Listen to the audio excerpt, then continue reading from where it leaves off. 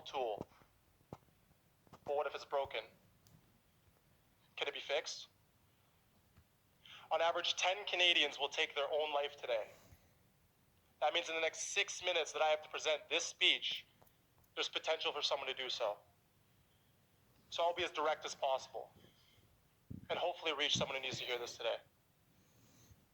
Even at your darkest time, you're destined for something greater.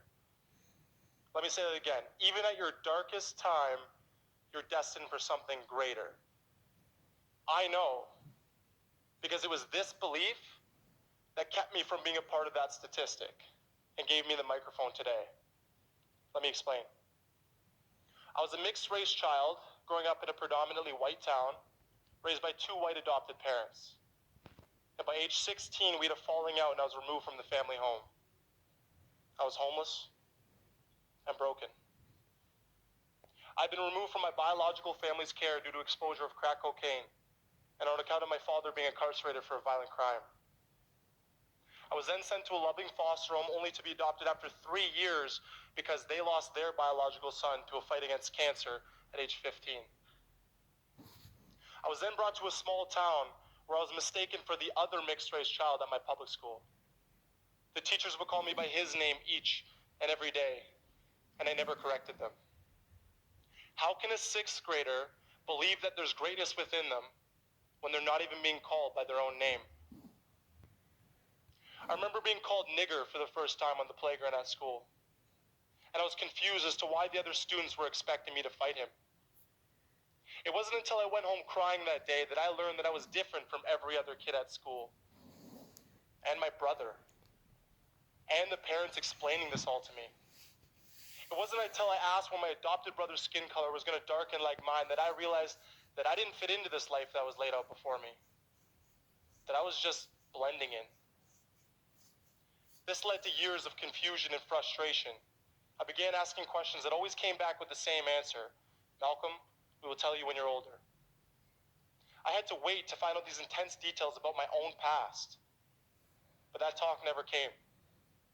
Because by age 16, I was sitting on the cold curb in the middle of January with $15 in my bank account and this letter from the Orangeville Police Service stating that I'm not welcome on or near the property of my parents' house. And I've carried that with me, both physically and emotionally.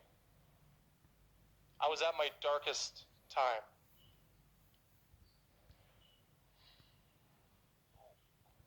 When my parents left that night to bring my brother to hockey, having nowhere else to go, I went back to the house. I opened the garage door and closed it behind me. I knew that I had a bit of time, but that my parents would send me out if they found me. So I quickly searched the garage and found an old outdoor carpet. I climbed on top of the hockey net to the top of the garage where there was a 3-foot opening that my father had built using nails and plywood. This was used for storing the winter tires. I pushed the tires to the side, laid down the carpet, and crawled into the space. I laid in the freezing cold, pitch black, confined space, and I cried. I cried until it was too cold and tired to cry anymore. I cried until I found myself on the gym roof of my public school that was far too easy to climb, staring at the playground beneath me with a sense of calm. This was the first time I thought about killing myself, but it wasn't the last.